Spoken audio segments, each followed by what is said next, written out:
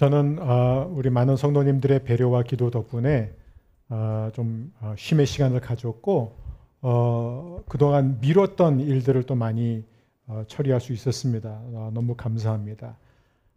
그러면서 또 제가 많은 교회 예배를 드리면서 다시 한번 우리 교회가 정말 얼마나 귀한 교회인지, 우리가 잘해서가 아니라 얼마나 하나님이 우리 교회를 은혜로 대해 주시는지를 경험할 수 있었습니다. 그래서 다시 이 강대상에 설 수 있는 것이 하나님의 귀한 은혜임을 그 어느 때보다 느끼면서 섰습니다. 제가 오래간만에 또 3번 연달아 설교를 해서 목이 벌써 쉬었습니다. 하지만 여러분 오늘 이 예배가 좀 우리 다시 한 달 전에 그 사랑을 다시 회복하는 그런 시간이 되었으면 좋겠습니다. 오늘도 우리는 계속 갈라디아서를 나눌 것입니다. 그래서 오늘 우리 말씀을 함께 듣기 전에 먼저 기도하고 함께 말씀을 받겠습니다. 하나님, 오늘 우리는 이 복음의 핵심, 그 복음의 본질을 다시 배우고자 합니다. 베드로도 그 복음을 다시 들어야 했다면 우리는 얼마나 더 그 복음이 필요한 사람입니까? 하나님, 우리에게 말씀하여 주옵소서. 예수님의 이름으로 기도합니다. 아멘. 뉴욕타임스 칼럼니스트 데이빗 브룩스는 도덕적 유산 리스트라는 유명한 글을 썼습니다. 이 글을 보게 되면은 모든 인생은 2가지 덕목으로 나뉜다는 거예요. 첫 번째는 뭐냐면은 이력서라는 거죠. 사람들은 다 자기 이력서를 채울 학력과 경력을 위해서 열심히 살아갑니다. 내가 인생에서 무엇을 해냈느냐. 근데 2번째 덕목이 있는데 그것은 다름이 아니라 추도사에서 회자될 인격이에요. 즉 내가 어떤 사람으로 살았느냐, 어떤 사람이 되어 있느냐라는 거예요. 그런데 브룩스는 지적하기를 대부분의 사람들은 다 첫 번째 이력서에 인생을 걸면서 산다는 거예요. 근데 문제는 정작 중요한 것, 의미 있는 것, 남는 것은 2번째 뿐이라는 것입니다. 나는 어떤 사람이 되었느냐. 이것은 오늘 우리가 다시 배우게 될 이 복음이 우리에게 던지는 굉장히 중요한 질문입니다. 나는 지금 무엇을 하고 있는가? 나는 하나님을 위해서 무엇을 하고 있느냐? 보다 더 중요한 건 나는 지금 하나님 앞에서 어떤 사람이냐. 오늘 우리 화북교회에 처음 오신 분들이 혹시 계시다면, 아니면 나오신 지 얼마 안 된 분이 계시다면 다시 한번 여러분에게 왜 허북교회가 존재하느냐를 말씀드리자면 핵심 중에 핵심, 가장 중요한 것, 본질 중에 본질인 복음을 위해서 존재합니다. 그게 바로 교회의 사명입니다. 하나님 나라의 복음을 전하는 것이에요. 그래서 오늘 저는 여러분들과 다시 한번 이 복음을 살펴보고자 합니다. 우리는 매주마다 다시 복음으로 라는 이 시리즈를 통해서 갈라디아서를 지금 공부하고 있습니다. 아직 멀었어요. 이제 겨우 2장 후반부에 왔습니다. 왜 우리는 매주마다 복음에 대한 이야기를 들어야 되냐? 우리는 그동안 복음에 대해서 많이 배우지 않았느냐? 다시 복음으로 갈라디아서 전에도 계속 복음에 대해서 들어오지 않았느냐? 이 정도 됐으면 우리가 좀 복음을 이해했고 이제 좀 복음을 충분히 알았으니까 이제 다른 서브젝트로 넘어가면 좋지 않겠느냐라는 질문을 갖고 계신 분이 계시다면요. 아닙니다, 여러분. 결코 충분하지 않습니다. 왜냐하면은 복음은 믿지 않는 사람들만을 위한 것도 아니요. 복음은 처음 믿은 사람들만을 위한 것도 아니요. 오히려 복음은 믿는 사람, 그것도 오래 믿은 사람들에게 더욱 필요한 것입니다. 지금 사도 바울이 갈라디아서에서 다루고 있는 이 복음은 바로 믿는 성도들인 갈라디아 교회 성도들을 위한 것이고, 오늘 우리가 살펴보게 되는 이 복음에 대한 설명은 누구를 향한 거예요? 게바를 향한 거예요. 게바가 누굽니다? 베드로예요. 베드로가 누구예요? 초대 교회를 탄생시킨 예수님의 수제자요, 오순절날 성령을 받고 그 한편의 설교로 3,000명을 회심시키고 그 이후로 예루살렘 교회의 기둥으로서 복음에 앞장선 사람이었습니다. 그런데 그 베드로가 지금 다시 복음으로 돌아가야 했다는 거예요. 여러분, 우리는 이제는 복음을 좀 알았습니다. 이제 좀 더 심오한 그 다음 단계로 넘어가죠라고 말할 수 있는 그날은 오지 않습니다. 세상에서 제일 어리석은 사람이 누군지 아세요? 나는 처음 교회 다니고 예수 믿고 복음이 다 믿어졌는데 이분은 복음이 뭔지 모르는 분들이에요. 여러분, 우리가 정말로 복음을 안다면 그 복음은 그렇게 믿어지지 않습니다.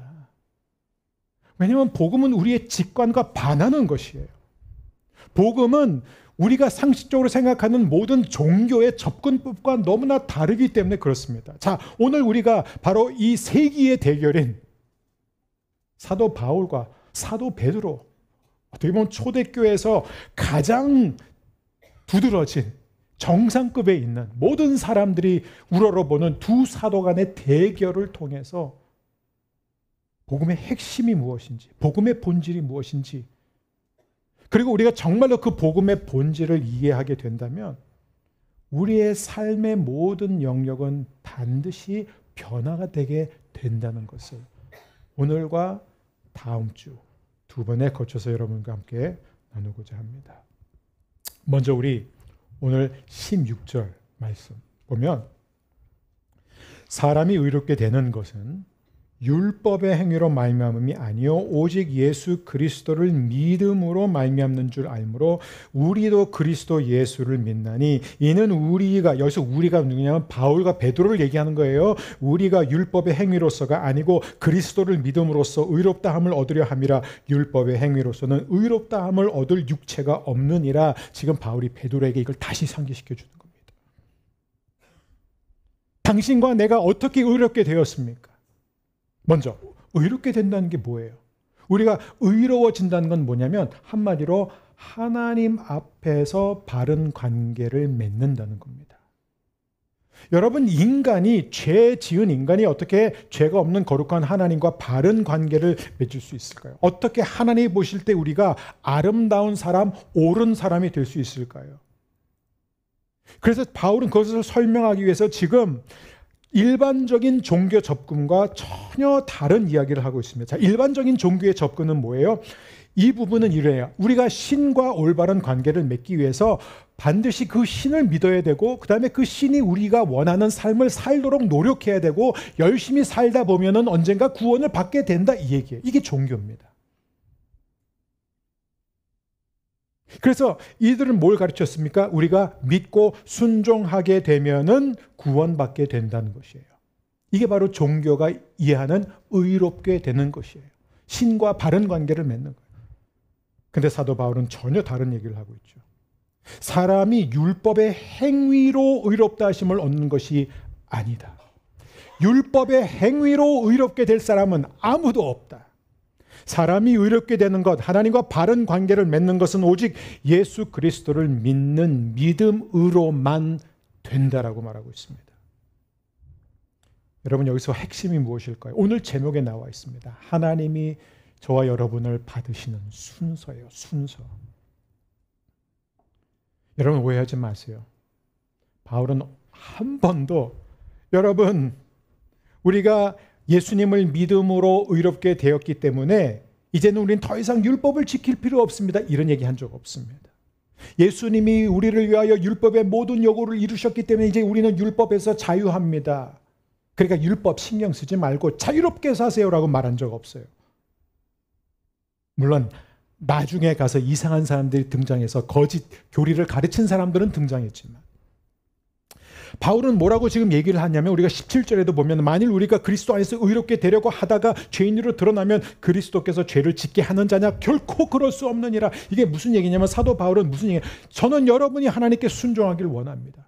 갈라디아 교회 성도들여, 저는 여러분이 하나님이 주신 모든 율법을 따를 수 있게 되기를 바랍니다. 하나님께 순종할 필요가 없다는 생각을 버리시기를 바랍니다. 그 얘기를 분명히 하고 있는 거예요. 하지만 뭐예요? 반드시 순서를 따라야 된다는 것입니다. 순서가 모든 것을 결정한다는 거예요. 자, 종교와 복음의 결정적인 차이가 바로 여기 있습니다. 우리가 갈라디아서라는 이 전체 서신서를 지금 몇 개월에 걸쳐서 지금 보고 있는데, 저도 언제 끝날지는 모르겠습니다. 그런데 이 전체를 보게 되면 바울은 계속해서 두 가지 순서를 대비시킵니다. 우리가 1장부터 배웠어요. 계속해서 두 가지 순서를 대비시키는데 하나는 그냥 편의상 이렇게 설명할게요. 바울의 순서. 바울이 계속 주장하는 거니까. 또 하나는 유대주의자들의 순서. 오늘 본문에서는 할례자들 이렇게 표현되고 있습니다. 할례 받은 사람들의 순서입니다. 하나가 바로 복음의 순서고 또 하나가 바로 종교의 순서죠. 근데 여기서 우리가 주의해야 되는 게 뭐냐면은 여러분 이 할례자들, 이 유대주의자들은 제가 또 강조하지만 예수를 믿지 않는 유대인들이 아니라는 거예요. 그래서 이게 어려워요. 이 사람들은 다 예수를 믿었습니다. 예수님이 하나님의 아들인 줄 믿습니까? 아멘. 예수님이 메시아라는 것을 믿습니까? 아멘. 예수님이 내 죄를 위해서 우리 죄를 위해서 십자가에 못 박혀 죽으셨다는 것을 믿습니까? 아멘. 예수님이 죽은 자 가운데서 부활하셨음을 믿습니까? 아멘. 그러니까는 뭐냐면 이 할례자들, 이 유대주의자들과 바울과 똑같이 다 예수님을 믿는 사람들이었어요. 하지만 이 유대주의자들, 할례자들은 뭐를 가르쳤냐면은 예수님을 믿는 것은 중요합니다. 하지만 그것으로 충분하지 않습니다. 예수 믿는 것은 시작에 불과합니다. 예수 믿는다고 구원받는 게 아니에요. 예수 믿음으로써 내가 그다음부터 예수님의 말씀, 하나님의 모든 율법을 다 지켜나가야만 구원을 받는 것입니다. 그래서 여러분 할례 받아야 됩니다. 여러분 음식법 지켜야 돼요. 여러분 정결법도 지켜야 돼요. 여러분 절기도 지켜야 됩니다. 아니 모세의 모든 율법을 다 지켜야 돼요. 여러분 십계명 우리가 힘써 지켜야 됩니다. 우리가 그렇게 노력하다 보면은 구원을 받게 될 것입니다. 여러분 이건 기독교가 아니에요. 이게 바로 종교의 순서입니다. 믿으세요. 그 다음에 열심히 사세요. 최선을 다하세요. 그러면 구원을 받게 될 것입니다. 이 얘기는 무슨 얘기인지 아세요? 너 순종하면 구원 받을 거야. 그거예요. 너 하나님 말씀대로 살면 그러면 하나님이 너 그때 인정해 줄 거야. 네가 바뀌면 하나님이 너 도와주실 거야. 하지만 바울이 전한 복음의 순서는 이거예요. 예수를 믿으세요. 그러면 그 순간 당신은 하나님의 자녀가 되었습니다. 그리고 이제는 자녀로서 기쁨으로 사랑 안에서 여러분은 살아가게 되어 있습니다. 즉 구원 받기 위해서 순종하는 게 아니라 구원을 받았기 때문에 순종하는 것이에요. 20세기 초 미국의 대표적인 신약학자요. 미국의 복음주의 운동에 큰 영향을 끼쳤던 제이 그레셔엄 메이슨이라는 프린스턴 신학교 교수가 있었습니다. 프린스턴 신학교가 점점 자유주의 신학에 물들자 그는 결국 복음을 지켜내기 위해서 웨스트민스터라는 신학교를 세우게 됩니다. 근데 이 메이첸이라는 교수님이 갈라디아서에 대한 그 유명한 주석서에서 이 책의 핵심 논쟁을 이렇게 정리하고 있습니다. 바울과 이 할례자들, 이 유대 교사들 사이의 핵심 쟁점은 결국은 세 단계의 순서에 관한 것이다. 세 단계 순서. 유대 그리스도인들, 이 율법주의자들은 뭘 주장했냐면 첫 번째 예수를 믿으라. 두 번째 하나님의 율법을 최선을 다해 지켜라. 그리고 세 번째 그러면 구원을 받게 될 것이다. 바울의 주장은 무엇입니까? 첫 번째 예수님을 믿으세요. 두 번째 그 순간 구원을 받습니다. 세 번째 구원받은 자로 하나님의 율법을 지키십시오. 그러니까 다시 한번 강조할게요. 여러분 이 논쟁의 핵심은 예수님 믿습니까? 예수님이 하나님의 아들입니까? 예수님이 메시아인 줄 믿습니까? 그게 아닙니다. 여기에서의 핵심 논쟁은 순서라는 거예요. 그 정도로 중요해요. 일반적인 종교는 순종하면 구원에 이른다. 그리고 복음은 구원받았기 때문에 순종한다. 여러분은 지금 어떤 순서를 따르고 있습니까?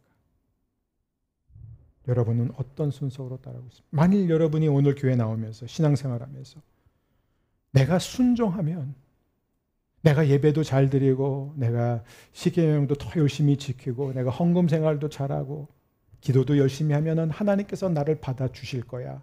이런 생각에 여러분이 마음이 있습니까? 아니면 나는 예수님 안에서 이미 사랑받았고 나는 이미 완전히 받아들여졌고 하나님이 나를 너무너무 기뻐하시기 때문에 그래서 나는 순종합니다. 여러분, 이건 전혀 다른 겁니다. 제가 여러분께 오늘 보여드리고 싶은 건 이거예요. 다른 게 아니라, 여러분, 이 두 순서, 우리가 복음의 순서를 따라 살든 종교의 순서를 따라 살든 이게 문제가 뭐냐면 외형은 다 순종이에요. 아니, 순종하면 된 거 아니야? 예배 열심히 드리잖아. 주일 성수하잖아. 11조도 하고 뭐 봉사도 하고 다 하는데 그러면 된 거 아니야? 아니에요. 왜냐면은 외형은 똑같이 순종이지만 동기와 태도는 전혀 달라요. 여러분, 하나님은 어떤 분이라고요? 하나님은 우리를 외모로 보시고 취하시는 분이 아니라 중심을 보시는 하나님이에요. 중심을 보시는 분. 만일 우리의 순종이 여전히 내가 하나님께 인정받고 하나님이 나를 받아주시길 원하고 하나님이 나를 축복해 주시기를 원해서 하는 순종이라면요, 여러분, 그 순종은 항상 불안할 수밖에 없어요. 내가 이 정도면 괜찮을까? 내가 이 정도면 하나님이 나를 받아주실까? 내가 이렇게까지 순종하고 이렇게까지 헌신하는데 분명히 하나님이 내 기도를 들어주시고 축복해 주시겠지? 항상 불안해요. 언제나 초점은 자기 자신에게 있어요. 그래서 이런 순종은 결국은 다 자기 자신을 위해서 하게 된다는 거예요. 겉으로는 교회도 열심히 다녀요. 예배도 드립니다. 순장도 하고 허부장도 하고, 제가 뭐 특정 순장님과 허부장님을 얘기한 거 아니에요? 교회 봉사도 하고 다 해요. 친구도 전도해요. 전도를 해서 기도합니다. 선한 일도 하고 아우리치도 참여하고 다 해요. 그런데 실제로는 이 모든 것을 하는 이유가 뭐냐면은 하나님으로부터 뭔가를 얻기 위해서 그렇게 하는 것일 수 있다라는 거예요. 그거는 자기 중심적인 순종이에요. 자기를 위해서 순종하는 겁니다.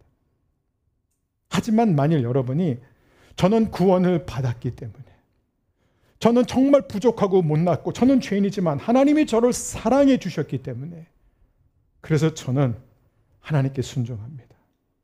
여러분, 이런 순종은요, 왜 순종하는 줄 아세요? 뭔가를 더 얻어내려고 순종하는 게 아니에요. 이 순종은 기뻐서 순종하는 거예요. 이 순종은 사랑하기 때문에 순종하는 거예요. 하나님이 부족한 나를 위해서, 죄인인 나를 위해서 이렇게까지 사랑해 주셨고 아들까지 내어주셨다면 나는 하나님께 도대체 어떻게 기쁘게 해드릴 수 있을까? 내가 어떻게 하면 하나님을 부끄럽게 하지 않고 내가 어떻게 하면 정말 하나님의 자녀답게 살 수 있을까? 내가 어떻게 하면 내가 사랑하는 예수님을 닮아갈 수 있을까? 이건 전혀 다른 동기라는 거예요. 그래서 우리는 같은 행동을 교회 안에서 하지만 동기와 태도는 완전히 달라지는 거예요. 불안감과 공허함으로 하는 게 아니라 기쁨과 감사로 행하게 됩니다. 그게 바로 하나님을 사랑하고 이웃을 사랑하고 세상을 섬기는 성도가 되는 것입니다. 하지만 우리가 여전히 하나님 앞에 인정받고 하나님이 나를 받아주시기를 원해서 순종하고 있다면 우리의 모든 순종은 겉으로는 똑같지만 결국은 다 자기 자신을 위해서 이 모든 일을 하고 있는 거예요. 여러분 보세요. 두 사람이 똑같이 예배드립니다. 두 사람이 똑같이 같은 순에서 활동하면서 같이 헌금도 하고 같이 큐티도 하고 같이 통독도 하고 봉사도 같이 하고 겉으로 보면 둘이 똑같아요. 겉으로는 똑같아요. 그런데 이 두 사람이 그 일을 하는 동기는 완전히 다를 수 있습니다. 그 일을 하는 태도도 극과 극일 수 있어요. 근데 여러분 문제는 뭐냐면 우리는 구분 못해요. 얼마나 많은 사람들이 자기가 자기 자신을 위해서 신앙생활을 하면서도 그걸 몰라요. 자기가 몰라요. 그거를. 자기가 하나님을 위해서 한다고 생각하는 거예요. 이게 바로 하나님의 열심으로 신앙생활하는 것과 자기 열심으로 신앙생활하는 것의 이 차이점입니다. 제일 열심히 신앙생활하는 사람이 누구예요? 예수님 시대 때 바리새인들이에요. 율법학자들이에요. 근데 이들은 다 자기 열심히 했어요. 자기를 위해서 하고 있었습니다. 그러면 어떻게 구분할 수 있느냐 이거예요. 저는 우리 허북교회 모든 성도님들이 여러분이 순종을 한다면, 여러분이 예배를 드린다면, 여러분이 순장으로 헌신하고, 여러분이 전도를 하고, 여러분이 아우리치에 간다면 하나님 앞에 받아들여지기 위해서 하는 게 아니라 하나님이 나를 받아주셨기 때문에 하는 사람들이 되기를 축복합니다. 그럼 그거 어떻게 할 수 있느냐? 여러분, 우리의 동기와 우리의 태도가 바뀌면요, 반드시 결과가 바뀌어요. 그걸로 알 수 있어요. 열매가 나타난다는 것입니다. 열매를 보면 알 수 있어요. 만일 어떤 성도가 받아들여지기 위해서 순종하고 받아들여지기 위해서 열심히 신앙생활을 한다면 언제나 두 가지 그 중에서 하나로 이어집니다. 항상 두 가지 중에서 하나예요. 첫 번째 뭐냐면 자기의, self-righteousness. 자기가 잘하면요, 야, 이 정도면 괜찮다. 나는 누구보다도 열심이고 나는 헌신했어. 나는 다른 사람들보다 나아. 내가 이 정도로 했으니까 하나님이 분명히 나를 받아주실 거야. 하나님이 내 기도 들어주실 거야. 하나님이 내가 원하는 대로 해주실 거야. 아니면은 다른 쪽으로 뭐예요? 자기 혐오에 빠집니다. 나는 왜 안 되지? 나는 왜 이렇게 부족하지? 나는 왜 늘 실패하지? 왜 나는 남들만큼 못하지? 하면서 자책과 열등감에 사로잡히게 되는 겁니다. 그래서 이 자기의와 자기 혐오, 우리가 사실 그거를 다 경험하잖아요, 동시에.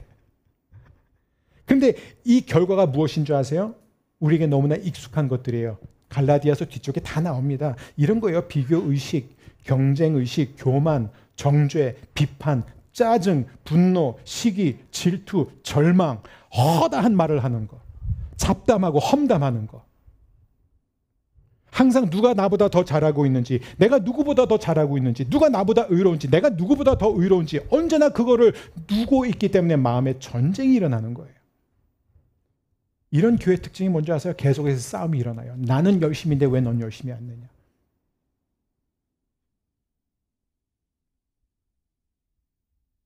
나는 헌신했는데 왜 당신은 헌신 안 하냐? 여러분, 이것은 열심과 헌신의 문제가 아니라는 거, 이것은 복음의 문제입니다. 우리가 다음 주에 보게 되겠지만, 이게 이 게바와 이 이방인들 간의 식사는 겉으로 보면 인종차별의 문제처럼 보이는데 인종차별 문제가 아니에요. 인종차별 문제도 결국에는 복음의 문제라는 거예요. 다 복음의 문제입니다. 복음의 순서에 따라 나는 이미 하나님으로부터 사랑을 받기 때문에 순종합니다 라고 말하는 사람은 어떤 열매가 드러나는 줄 아세요? 우리가 나중에 보게 되겠지만 5장에 나오잖아요. 사랑과 희락과 화평과 오래 참음과 자비와 양선과 충성과 온유와 절제, 이 같은 것을 금지할 법이 없느니라 나오게 되어 있습니다. 사람들은 종종 이렇게 말합니다. 목사님, 저는 교회도 열심히 다니고요, 저는 봉사도 열심히 하고 있고요, 저는요 복음도 믿습니다. 허북교회 너무 좋은 게 복음이 정말 좋아요. 그래서 저는 복음을 잘 알아요. 그런데 문제가 뭐냐면 너무 많은 경우 사람들은 옛 순서 속에서 살아가고 있어요. 저는 목회자지만 저도 이 옛 순서 속으로 들어갈 때가 얼마나 자주 일어나는지 모릅니다. 이번 안식 기간에 제가 묵었던 숙소에 세탁소가 있었어요. 그래서 이제 세탁물을 받아다가 이제 그 옷을 다 집어넣었어요.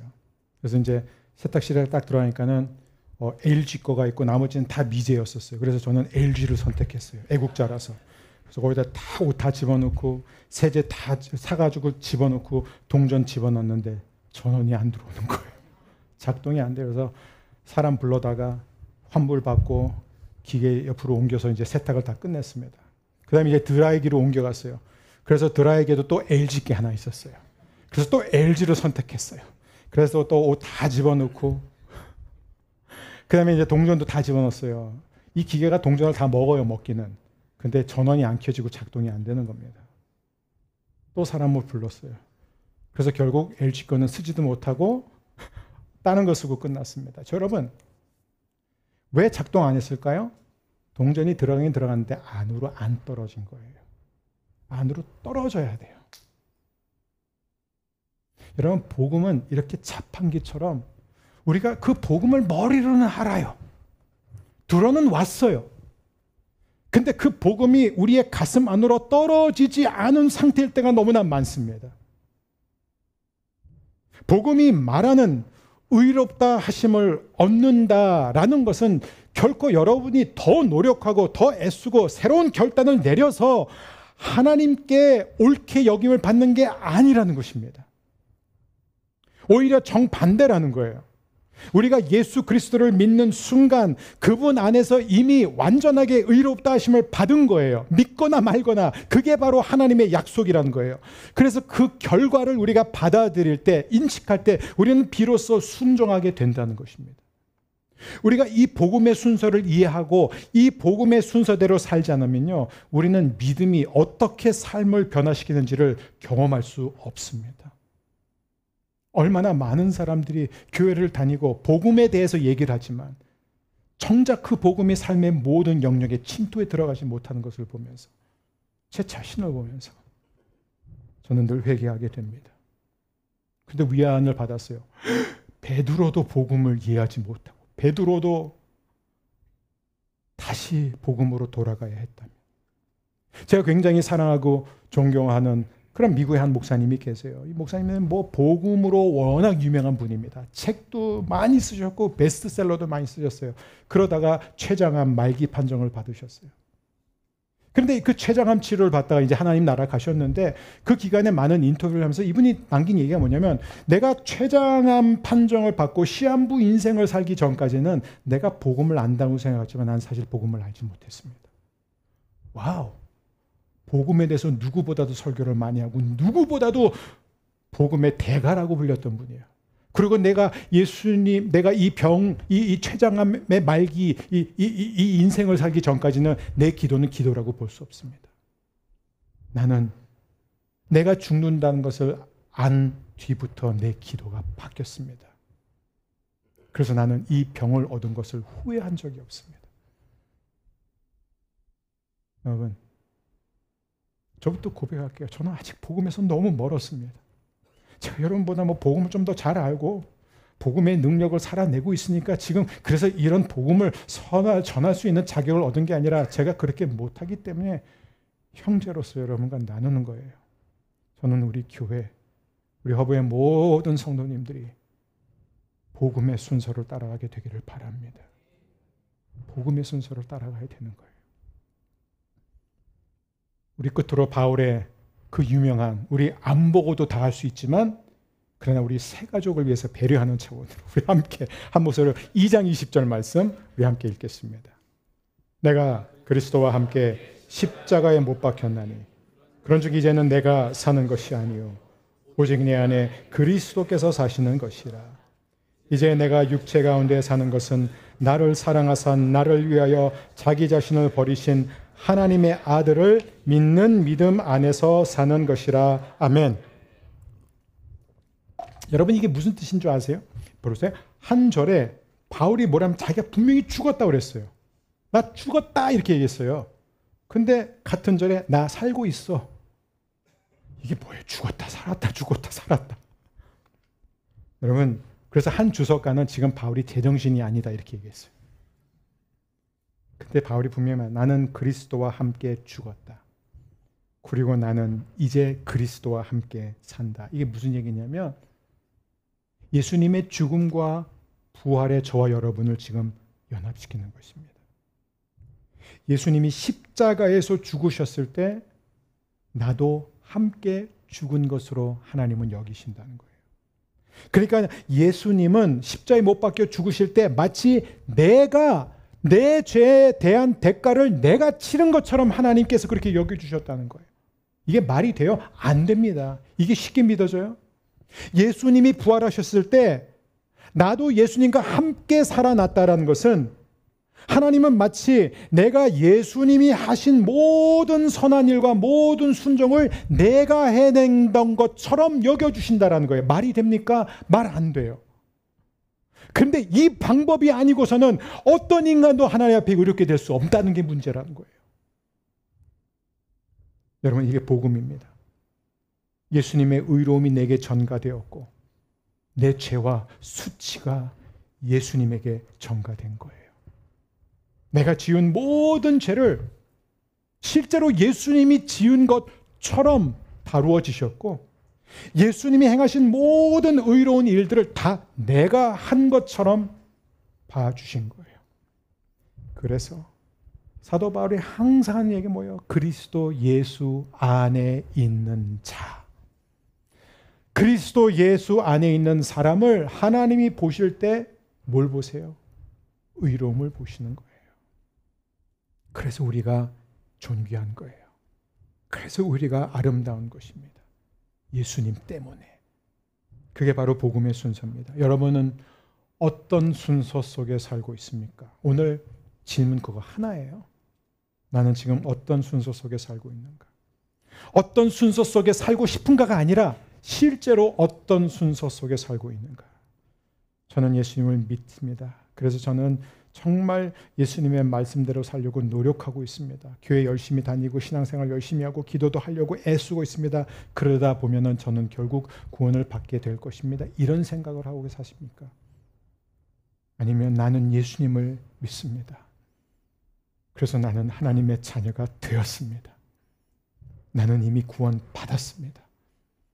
그래서 순종하며 살아가는 것입니다. 저는 끝으로 루터 이야기를 하고 싶습니다. 이제 우리가 2주 후면 독일 체코로 갑니다. 거기서 우리는 루터의 생애와 발자취를 함께 따라갈 것입니다. 이 마틴 루터가 누구예요? 수도사였습니다. 그리고 그는 수도사들 가운데서도 굉장히 경건하고 도덕적인 사람이었어요. 그런데 그가 계속해서 양심의 고통을, 이게 말할 수 없는 고통에 시달렸습니다. 예수를 믿는데 수도사로 자신의 삶을 헌신했는데 성직자인데 왜 이렇게 마음이 괴로울까? 그래서 그는 더 열심히 성경을 공부했고 성경을 공부하다 보니까 결국 신학 박사학위까지 받고 대학에서 학생들을 가르치는 교수가 됐는데 그럴수록 그는 더 양심의 고통을 느꼈다는 거예요. 왜요? 왜냐하면 자신이 온 마음과 뜻과 힘을 다해 하나님을 사랑하지 않고 있음을 자각했기 때문이에요. 여러분, 정말로 하나님을 사랑하고자 애쓴 사람만이 자기가 얼마나 하나님을 사랑하지 않는지를 자각할 수 있어요. 근데 애쓰지도 않고 난 하나님 사랑해 이렇게 말하는 사람들은 안타깝죠. 그래서 루터는 이렇게 말합니다. 나는 하나님을 사랑하고 있지 않다. 나는 이웃도 사랑하지 않는다. 하나님이 나에게 의로움을 요구하신다면 나는 죽은 것이나 다름없다. 루터가 제일 싫어했던 구절이 뭔지 아세요? 로마서 1장 17절이에요. 제일 싫어했다. I hate 이라고 했어요. I hated this verse 이렇게 말합니다. 복음에는 하나님의 의가 나타나서 믿음으로 믿음에 이르게 하나니 기록된 바 오직 의는 믿음으로 말미암아 살라 함과 같으니라. 루터가 이걸 어떻게 해석했는 줄 아세요? 복음이라는 것은 언젠가 그 안에 숨겨져 있던 하나님의 의가 나타난다는 것이다. 그리고 하나님이 얼마나 의로운 분인지 드러나게 되면 나 같은 죄인은 죽는 거야. 나는 반드시 심판당할 거야. 그래서 루터는 자신이 하나님의 기준에 도달할 수 없다는 것을 알고 너무나 괴로웠던 거예요. 그러던 어느 날 그는 이 구절의 참 의미를 깨닫게 됩니다. 그리고 이렇게 기록해요. 복음 안에 나타난 하나님의 의는 하나님께서 우리에게 값없이 베푸시는 선물이며 우리가 스스로 얻거나 이룬 것이 아니라 은혜로 주어진 의라는 사실을 깨달았다. 그 순간 나는 다시 태어난 것처럼 느꼈고 천국의 열린 문을 통과한 것 같았다. 율법과 복음이 완전히 다르다는 사실을 깨달았을 때 나는 비로소 돌파했다. 여러분, 이 거듭난, 이 천국에 들어갔다, 돌파했다, 교회사를 보면 대부분 다 성직자들한테 일어난 일들입니다. 저에게도 이런 돌파가 얼마나 날마다 필요한지 모릅니다. 저는 우리 허브의 모든 성도님들이 예배할 때마다 복음의 놀라운 능력으로 새로운 돌파를 경험하게 되기를 주의 이름으로 축복합니다. 혹시 신앙생활을 오래 했지만 아직도 나는 돌파를 경험하지 못했다. 난 아직도 불안해. 내 자신을 보니까 나는 안 될 것 같아. 그래서 하나님 앞에 받아들여지기 위해서 여전히 노력하는 모드로 혹시 이 자리에 나오셨습니까? 내 몸에 병이 생기고 자녀가 속썩이고 내가 원하는 대로 되지 않고 재정적으로 사업이 어렵고 할 때마다 내가 하나님을 충분히 사랑하지 못하고 섬기지 못해서 하나님이 나한테 이 어려움을 주시는구나 이렇게 생각하고 계세요? 이런 율법의 틀 안에서 생각하고 계십니까? 여러분, 돌파하게 되기를 주의 이름으로 축복합니다. 믿음, 구원, 순종입니다. 이 순서가 우리 안에 세워지지 않는다면 우리는 무엇을 해도 하나님을 기쁘시게 할 수 없습니다. 왜냐하면 그거는 내 자신을 위해서 하는 거기 때문에. 저는 여러분에게 죄책감이 아닌 감사가 일어나기를 바랍니다. 불안이 아닌 기쁨이 일어나기를 바랍니다. 그리고 제가 늘 강조하잖아요. 의무가 아니라 할 수 있어서 하십시오. 자유로 하십시오.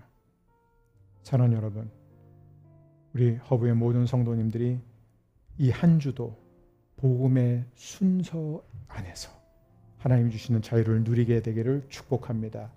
다음 주는 우리가 바울과 베드로의 그 구체적인 정면 대결을 통해서 이 순서를 따라갈 때 그 순서가 우리의 삶의 모든 영역을 어떻게 바꾸는지 함께 보겠습니다. 오늘 우리 자리에서 함께 일어나셔서 주 은혜를 찬양했으면 좋겠습니다. 주 나의 모습 보내 함께 찬양하며 나가겠습니다.